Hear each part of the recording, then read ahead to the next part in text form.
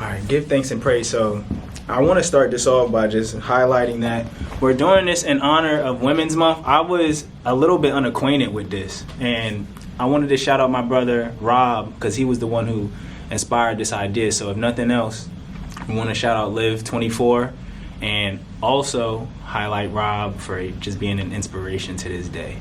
Now, fast forward, I put some things together.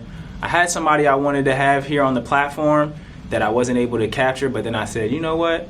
I actually have someone better who I could contact. Somebody who I've been working with consistently, someone who has been literally hand in hand in everything that's been instrumental in like a pattern of growth for me lately. So without me talking too much, right, I want to introduce Michante and, you know, have you introduce yourself. You know what I mean? Since the last time we talked, a lot has updated. So I don't want to get too much into your origin story and all of that, but I do want to let you introduce yourself, and then we're going to start talking about women in the creative entrepreneur field as well as branding themselves, and then I have a few other questions for you as well. Okay, so I'm Michante, business owner, musician, wife, daughter, all the womanly things except for mother for now. Yeah, that's the intro. Okay. All right. So the first thing I want to talk about today, right, and we're going to speed through this interview.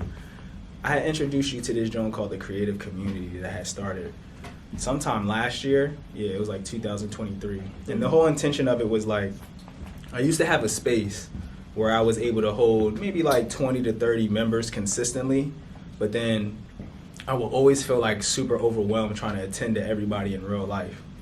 And long story short, I was able to watch people grow so much, but I will always feel so drained. Mm-hmm. So then I created the Creative Community digitally because I wanted it to be like a growth or an expression of what we were able to do in a physical space, but I wanted to be able to offer that guidance in a digital space and without burning myself out all the time. Yeah. With me doing that, you were one of the first people who had trusted that initiative. And so we're going to segue into how that has to do with Women's Month in the present day. But I want to get some context of what we've been working on. So can you tell me, you know, how the creative community got on your doorstep, as well as, you know, anything that you've been able to utilize it for as a resource, and anything else you want to mention as well? So the creative community, you added me sometime at the end of last year. Right. It's all moving so fast. Yeah, sometime at the end of last year. But I have created or fostered genuine connections to where I have had people buy my music directly from me, and I've been able to do things like give them shares, or certain people, they got the visualizer for it, and the visualizer is still not out. Okay. So yeah, it's like it still has room to grow. Right. But like for me at least, I'm growing from and through the community and adding to it because I've added people like Cam to that chat. Yeah. So I seen the benefits, and I was able to plug somebody in. Nah, real rap, because part of the things I was working on recently, right? Yes, so that you put a great point in perspective, which is like what we need to work on. And that's always like the part that brings out my creativity, is encountering a challenge and not just saying because it's challenging, I don't want to do that no more. When I see a challenge, I'll be like, is there a way for me to solve this, if it's going to be like make me happy, or if it's going to be fun or bring me some enjoyment? And then the other half of me is like, all right, even if I don't like it, is there some bread I can make out of it? Mm-hmm. And so the first thing I initially recognized with the group chat was like, all of the conversations that were being had were so unaware and inconsiderate to the fact that there were women in the chat that had needs and resources. Right. So that's why we ended up making a separate chat for it as an iteration or an improvement. But let's rewind it and really start talking about like how that was, that experience, that time when it was like, yo, this joint is getting cluttered, it's getting a lot of like spam emails and promotions and stuff like that, because I want to share this with people in the chat as well, so that they can hear it from us as people who are administrating and leading it and benefiting from it, but also like so we can highlight what we can all do to make it a better space as well. All right, so one more time. Candidly, what did you experience during that time when, like what you just said, where it needed improvement? Like, okay, yeah, so what were you experiencing? We've talked about this too on lives.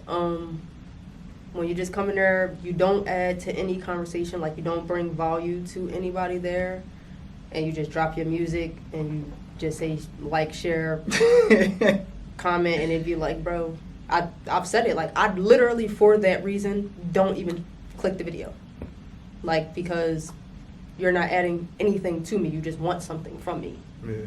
And my time is important and my brain space is important to me. So I feel like if you add value, whether it's monetarily, digitally, or like if we have a conversation and you make me think different, or you give me an idea or anything that's adding to me, I have a reason to want to see your music. And that's another conversation, because it's, like I said in the chat, no one cares that you make music. No one cares that I make music. I've said this to them. Mm-hmm. Like, so like what else is there? Like, what else do you have? And I was like, that was one thing, because I grew up around women first, and then I was introduced to like a lot more of the masculine presence in my environment. So like, I have 2 sisters. You know what I mean, my mom was around when I was first growing up, but then when my parents got divorced, I was living by my dad, by myself, and then that's when I started getting introduced to the younger men in my like community, my environment, my neighborhood, wherever you want to call it. And that's when I started hanging out with just all of my guy friends. And I highlight that because I can recognize when there's this space not considering or even prioritizing how women or people who have any other ideals of like how they identify with themselves, right? It's like you're not making empathy or no like recognition of what they need in this space. You just kind of like, I call it the like the sleepover vibe, when like boys sleep over. Yeah, it's just wrestling slams, stuff getting thrown around, farts, all types of just randomness, and it's like no real cohesive energy. So that's what I wanted you to also mention, is like what was missing though, like why is it not a conducive space for women to get no work done, and how is it be repelling? I'm gonna say this. Be snapping. And so that's what I want you to highlight, right? Is like explain why the space wasn't conducive or like adherent or just even willing to embrace what the ladies needed, or anybody any other side of the gender. You know? I'm gonna say this, and I know y'all like the tussle, but it's because we don't say nothing. I've said it. You've seen the story that I posted, and then I shared it to the community. I'm like, so we not gonna speak for ourselves. Yeah, we you gonna did say it. All the guys we gonna wait for the men to say something for us to then say, oh no, because this. No, damn. Say something. When I posed the question specifically for women, the question wasn't directed only to women, but no women answered. Literally none. I'm like, you don't want to speak for yourself? Who gonna speak for you? It's only they gonna kill me for this too. It's only men. If it's no women, there's only men that can speak for us. And I said it. I'm not going to speak for everybody. I'll speak for myself. That's why I be trying to sit the sideline in the women's chat, because we did eventually find a lot of momentum, and like how much it immediately multiplied and grew. The women's chat grew way faster than any of the other chats that I'm intending to put value into, because like you said, once we created this space for them to commune amongst one another, then there was a lot more facilitation. And like you said, there's still room to grow and build and add, but it's like that is an interesting dynamic that, like you said, when I guess when it's being confronted or posed, is not as much reception. But then if we literally just kind of carve out some space, then it'll just start building on itself. So maybe that just might have to do something with the nature or the idea of how people want to get it done. But I will take some accountability in saying, like, I'm a very hands-off person, right? And I'm very hands-off because I be want to see how people will emerge as leads themselves, right? My goal is to facilitate a space where we're creating leaders, because I recognize what you just said, that a lot of people don't speak up for themselves, and that whether that be men or women, it's like, or the people don't have a hard time with rejection. Mm-hmm. So you don't want to say something and then people just knock the idea down. So, but it's also like on the flip side, you get an opportunity to say something, you don't, but then you want to combat what somebody else said, and it's like you could have spoken your piece already.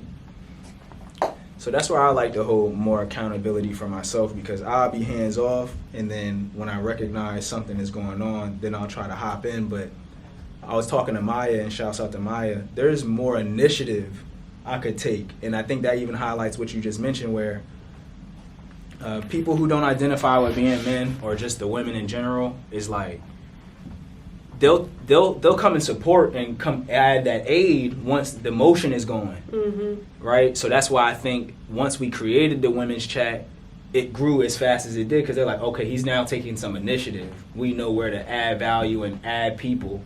And then same thing when we'll have another conversation one day about the men's chat in a men's month or around Father's Day or something, because today's about the women, but the guys chat is dormant. I just keep it a being with you. That joint is it's light in there.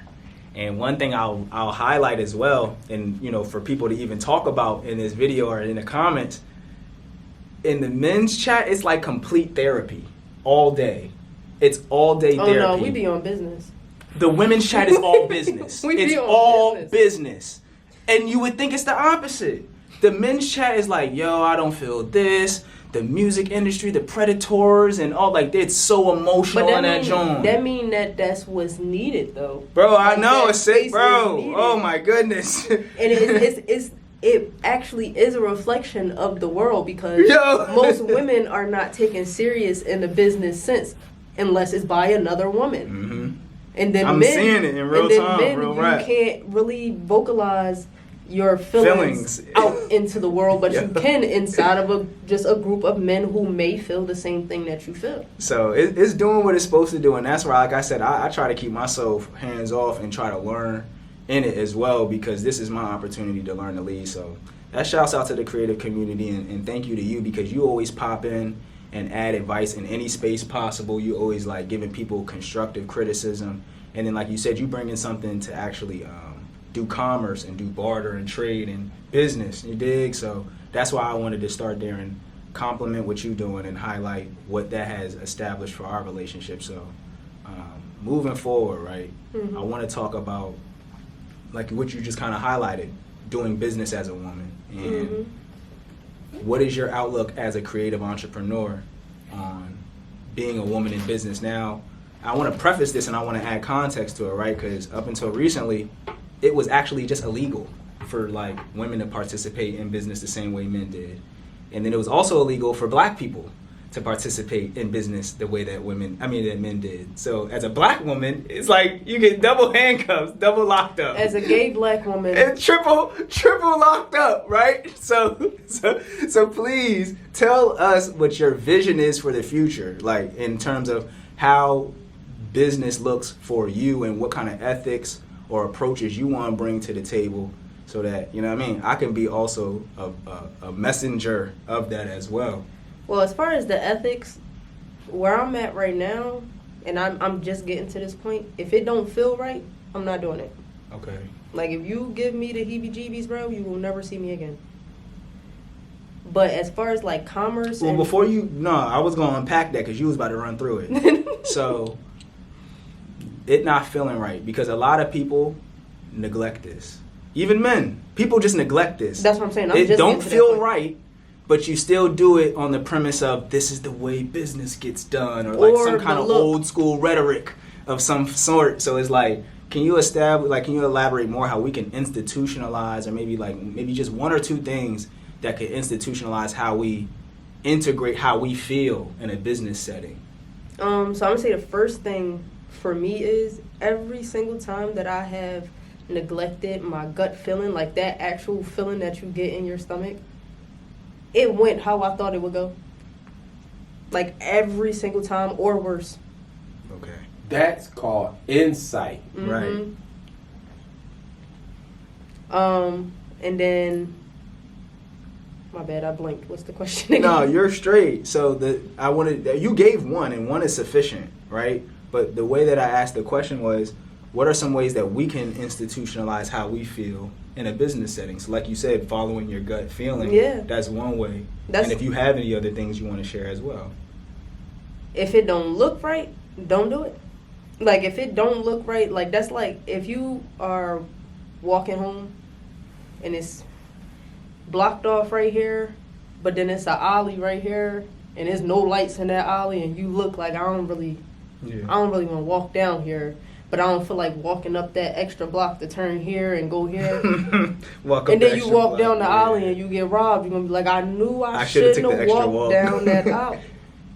Okay, so are you speaking on aesthetically a look?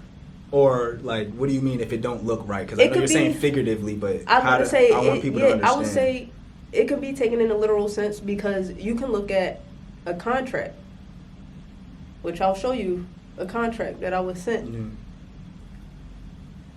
If it don't look right, if it's some words in there, and then you go and you go to Merriam-Webster and you type in these words and you like, oh wait, so you're gonna be getting this % of my stuff for life because it's saying perpetuity, or you gonna own this for my whole life, or you gonna own my name if I don't, like, if it don't look right, don't do it. So do you just, like, no matter what the offer is, because they could be offering you anything. They could be offering you they got the stacks of money. We just had this conversation. Mm-hmm. They got the stacks of money in front of you with the contract. Grandmama on her deathbed, so you have more of an incentive to take this money and just sign this paper. No, look at it. And if it don't look right, don't do it. I was like visualizing it in that moment, because I'm like, if you would have came to me when I was down bad, or even one of my significant others, if they see me in a situation, people around me gonna want me to take that money. Okay, so I appreciate you highlighting those two things in terms of just like how we feel in business and how it can translate into how we can start like institutionalizing it and like foundating it in the way that we move. And so even more so to talk more about your vision, because that's why I called this meeting today, to talk to women who are creative entrepreneurs in order to see how my platform and my resources can be more aligned in that effort. Because as a black man, and with my efforts of creating spaces that provide empathy towards the types of people who would like to serve me as well, right? Because I'm not trying to make it seem like this is philanthropy or like just out of the goodness of my heart entirely. I'm looking at it from a business place where the people who look like me, as well as the people who are underserved or not served appropriately, are the people who resonate with my experience the most. So when I'm in a room, it's always my intention to empathize with, like, okay, if this is what someone else is going through, then how can I be a resource to that? Because then that's what allows me to be more of a trustworthy ally. You know what I mean? So with my platform, what are some of the things that are not being done for women in the entertainment business as a creative or an entrepreneur that you would wish to see either my platform or more platforms highlight and try to provide or facilitate? I don't think that is your responsibility. Okay. Like, I think that's our responsibility. Whatever we're missing to find, and if it's like something specific, like how you told me what you were trying to do with the showcase or whatever, and I messaged you like, what do you need from me? Right, yeah. And then you sent me a list of stuff, and I told you the one thing that I could do. Yeah. I didn't sign up for the other stuff because I knew that I couldn't do that. Okay. But we need to be more accountable for ourselves and take more initiative for ourselves, because, and I'm saying this as a black gay woman, every fight that we have had as gay people, black people, women, we are the ones that get ourselves out of these situations. Yeah, this is a fact. They didn't just... It's magnetically attractive for a woman to show leadership. That's why I married who I married. Shouts out to wifey. Right, yeah, that's what I'm saying. Shouts out to wifey, right. Real But, yeah, so, like, they ain't just free slaves, like, just because. That's a fact as well. Yeah, they had to put some pressure on master them. What's the time? No, you made a great point. Like, no one's ever given it up in terms of rights, privileges, respect, acknowledgement. Like, you never get it where it's due. Not never, because I don't want to project that language into the universe, but it's not often, especially like you said, whether you're gay, whether you're black or a woman, in trifecta, absolutely, that's not something that's going to be given. So in terms of fostering or projecting the vision that we would like, then I would like to hear, like what you said, what you intend on taking accountability for. I heard this bar the other day. They said the best ability is accountability, right? And I never heard of it that way. Russell said responsibility. See, how you respond. You know what I mean? Yeah, so it's like to respond to things. So talk about build on that. Then, like, what do you take as your responsibilities then, as well, being a woman in this game trying to build? I don't know if y'all peep. My name on Instagram is the North Star. And I said in this song that I was rehearsing today, I'm leading my people, they reaching for fame. That is my duty, is to lead the people that want to be led, because I'm Harriet Tubman. I'm not taking no niggas that's not trying to go. You said you might, like what Snap was just saying off the camera, you might have to shoot somebody. Yeah, that's what I'm saying. I'm not taking nobody that don't want to go. You might have to do some stuff, right? I know why I'm over here. Like, so that's my responsibility. Like 16 sitting in here right now. Yeah. He said this is some amazing shit. I never seen nothing like this before. Mm-hmm. The live rehearsal with guitar and all, like, and I didn't create this. But I can show you something different so that you can think differently. No, your ancestors did things like this, so your DNA is descendant. I just had this conversation. Because my wife is half Thai or a quarter Thai. Because my mother-in-law is Thai and then black on her dad's side. She was telling me how, like, it's been like a boycott with certain animes and stuff because they be trying to hold them in there to create for days on end and all that, right? I didn't even know that. And I didn't either. And anime sweatshops? Basically. Dang, I didn't know that. It's like with certain popular ones. Yeah. And it's like with their culture, if you quit this job, you're getting blackballed, period. So, not just in animation, like just in working, period. Yeah. And in certain Asian countries, only one person from the house could work. So it's like, if you lose your job... it's like a domino effect, That's what I'm saying. God dang. I lost my train of thought. But that was crazy to me. That's how I'm like, bro, that's why I being here, I'm leaving who don't, like, if you do not come with me, I'm not dragging you. Yeah, and that was your sentiment. You're here to lead. Yeah, like, I'm not. Because that's going to hurt the person that doesn't understand that the water well is over there. It's going to also hurt the people that wants to go. Because you're holding us all back. Or you're going to get us all caught up by the them and the they. I'm going to suit up and turn into somebody else. Are you ready for that? I ain't even suiting up. I'm just gonna be me. No. I might not even say Shazam. It just might turn. I just like might you turn. Said, I'm just gonna be me. I'm like Super Saiyan God mode. So that's really, I feel like my role in the world, period. Because like something like me coaching, I'm literally molding the minds of tomorrow, and I see it because they do the things that I do. They watch me and they mimic me. Like, it's one girl she dressed how I dress, and she wasn't dressing like that 2 years ago when I met her. Like, they say the things that I say. There's been times where I've cursed in practice, and they've cursed in the next practice, and I'm like, that's my fault because I opened that door. So it's like that's my job, and that's the calling, I would say, not even the job. So get y'all questions ready. Yeah, damn right. So my last question, and feel free to elaborate this as much as you like, because this is pretty much the premise of the entire interview. I'm probably going to crop this part and throw it in the front once you answer it, where it's like, we talked about, what your vision is as a woman in the creative entrepreneur field, and I want to dive deeper into that, right? Mm-hmm. By flipping the question as well, where it's like, what is the one thing that you do not want to see happen you know, like as you continue to do this work, like what are some of the things, even kind of like what we mentioned in the room behind the scenes in terms of, you know, unethical or disturbing things that you intend to not foster, or like what you talked about with the contract, right? The reason why you wouldn't accept it is because it lacks the respect of who you are and what you own, right? So what do you not want to see for women in the creative entrepreneur space moving forward? Like what are we trying to eliminate and get rid of in the game right now?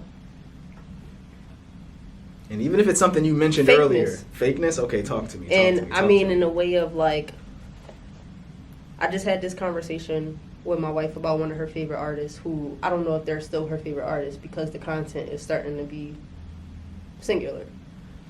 When women come in and it's bars and it's semi-sexual, it's bars mostly, and it's creativity, and it gets respected, once you go into that super sexualized realm, that's all that they want to hear from you. They don't want you to go back to anything that you were doing before. They don't want you to change and do anything new. And I'm not saying don't do sexual, because if that's who you are, do that. But don't do it out of, I want the clout, or I want the money, or I want to do this show, or whatever. So I gotta present this certain thing, because then you can't come back from it. You know, I wanna let's unpack that, right? Because when I used to work at T-Mobile, I remember when Cardi B started getting lit, and I look over to the side, because like I said, I'm building a media platform, and I looked at it like, how would it be if I positioned myself that way, right? Like if I started presenting the women in my community the way that she was able, like you said, to establish her career and like reach to stardom the way she did. And I never knew how to really like navigate that. So I didn't do it intentionally until one day I had received a member who, and shouts out to them. You know what I mean? If they know that I'm talking about them, I don't want to name drop them, because just of the context, right? Yeah. It's like, you know, they were a sex worker, and they also were using like pole dancing as a way to market themselves as an artist. And they had music that was related to,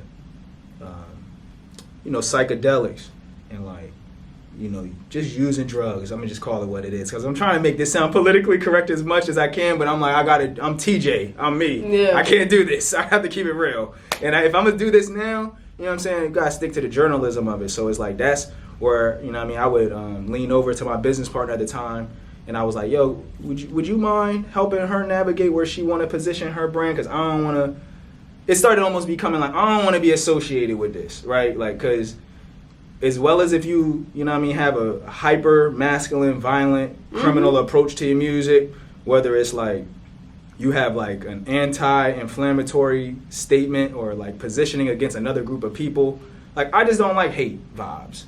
And I don't like things that endanger other people or lack empathy for others, right? So my question is, you know what I mean, and not even a question, or I just would like your sentiment or just some of your insight. It's like, what do we do as platforms and people who have to like determine the relevancy of something, right? Because that's where my job is. I got to deliver relevant content that people want to engage with and want to find a relatability to, like something that they can relate to. And, you know, that tends to be what it is, right? When I had her on my platform and the times we would segment her, they were highly engaged. Like people always like to come see her at the shows. Everybody would pull up. The shows was a little bit more thick, you heard?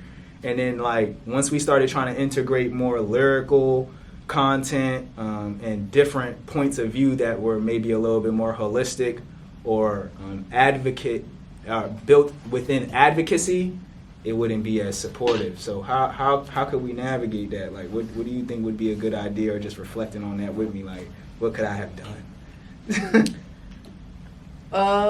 You could have, it's gonna sound bad, but you could have not given the platform. I mean, that was an option. That was an option. Because there should be gatekeepers. We should be keeping certain people out. Okay. Like if we really talking about men and drills and women with sex, we have enough of that. It's more than enough. One is more than enough. Mind you, I liked her music though. Like she had her ear. Like I respected what music she made. I could fuck with her sound good, music. right? It could sound good, but it's like, sis, there's only so many ways to fuck. There's only so many ways to kill a person. I didn't mean to hit them with the. My bad. I'll say it different so you can cut it. Nah, you're good. You're good. Your language is good. It was just the way I hope my reaction to that wasn't seen. Like I reacted to that Joe Rad smutty. Like, oh yeah, there is a whole lot of ways. No, there's a lot of ways. I'm just saying, like even with killing somebody, there's a lot of ways to do that. Right? It's only so many. A lot is still only so many. If it's 300 drill rappers in the country. Yeah, them killer bars is getting creative, ain't they? Snap, they killing, they're killing so crazy now. I don't know how many times you can flip a shotgun and you know what I mean. That's what I'm saying. Like it's only so hit the op. You know what I mean. You done hit the op in 16 songs. Like you was about to say, you a lot of ops spin the block. I just said in the last session. It's how many times can you spin the block, bro? First of all, why that's how you why they pass got your that? driver's test. That's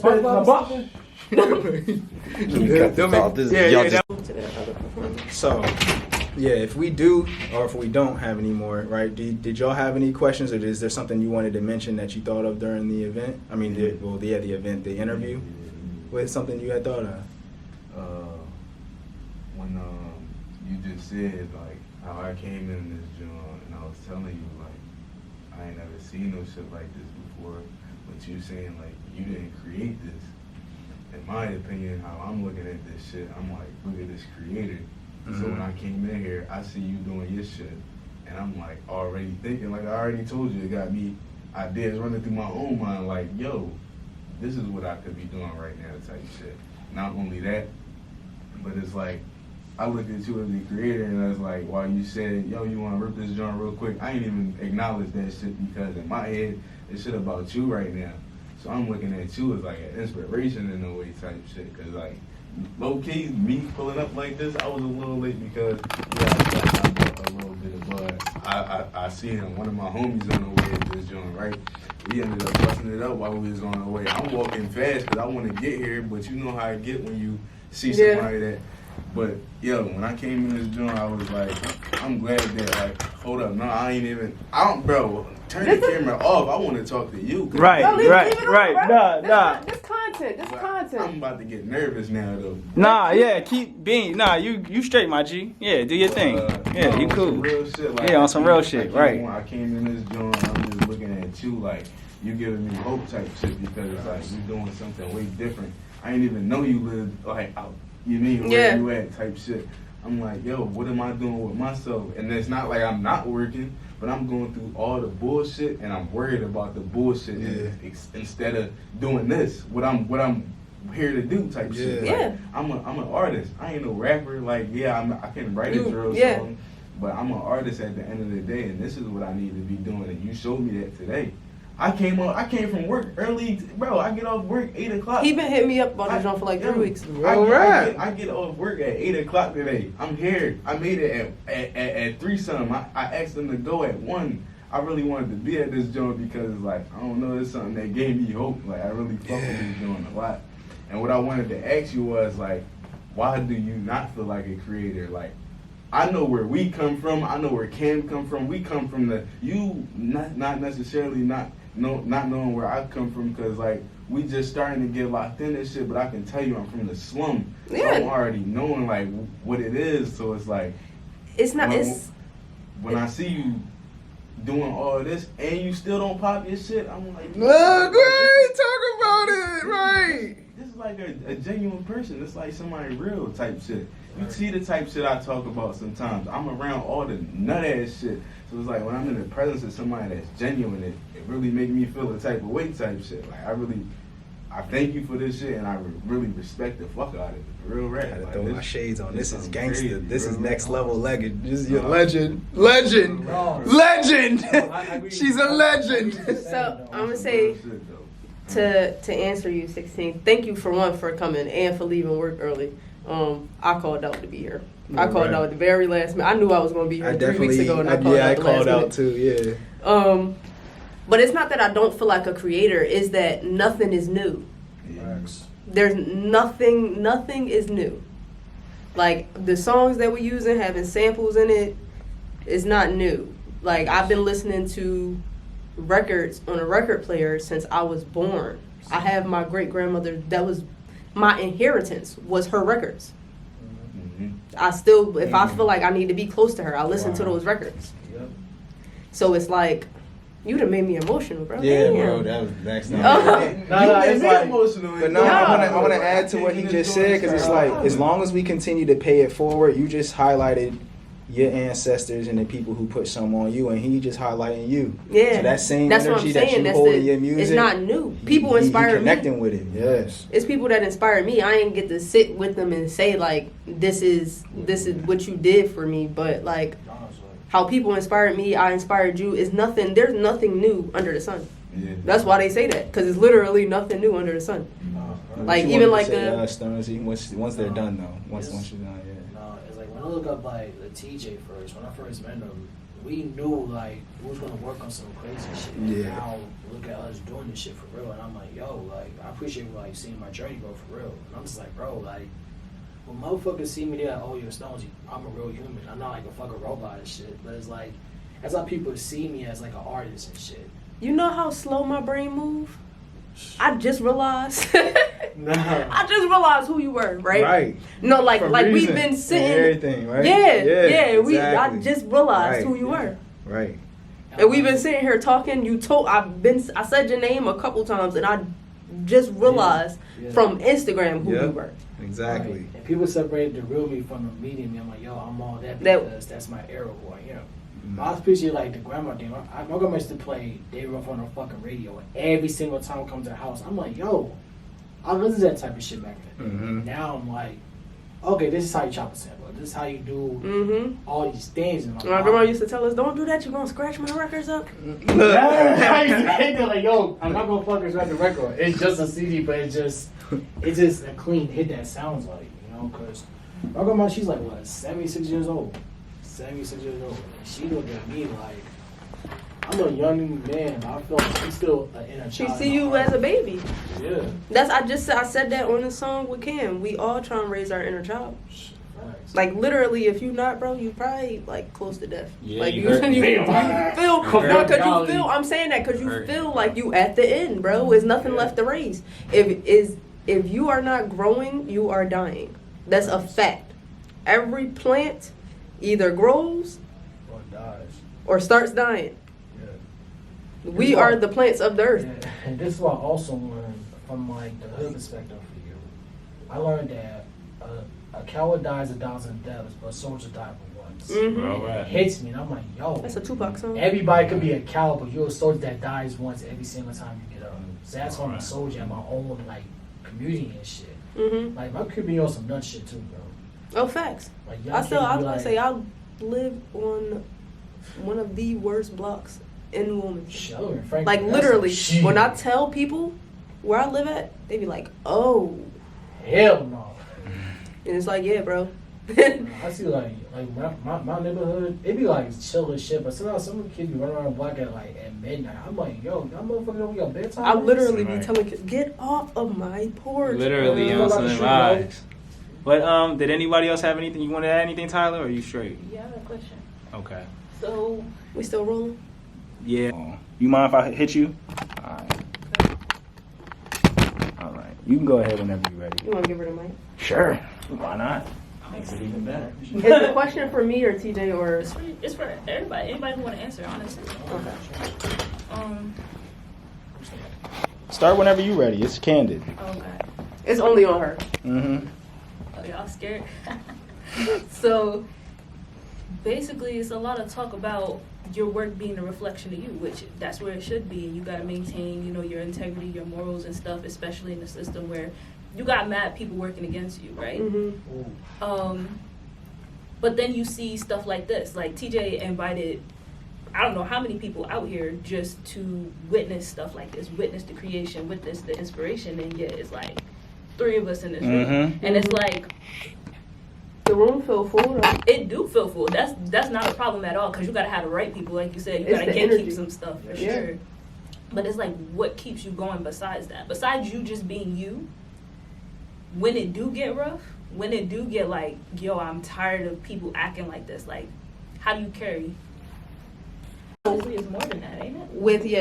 With music, I've gotten to the point where I can't do it, where I can't not do it, because I fought myself on it so long because of what a rapper is supposed to be.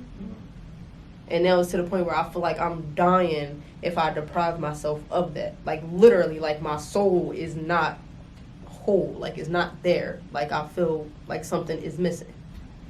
But as far as life, I would say it is my wife and then the girls that I coach. Because... And I tell my wife this all the time. Like, if you were not here, bro, do you think I would give a fuck about a job? I would not. They would never see me. Like, they would never see me. And then the girls that I coach, like, they're beautiful. Like, they're hilarious. They're smart. They're emotional. Like, they're pure. Like, the life has not gotten to them that much yet. Some of them life has gotten to, but not as much as us as adults, to where it's like we have to refine ourselves, or we have to code switch, or we have to do certain things. They're just pure. They don't even know about that yet. And that's what keeps me going, because there's been days where I call out from, like, because I'm a personal trainer, I'll call out from being a personal trainer, but I'll go to practice, no problem, because I actually enjoy seeing them. So that's the answer to that.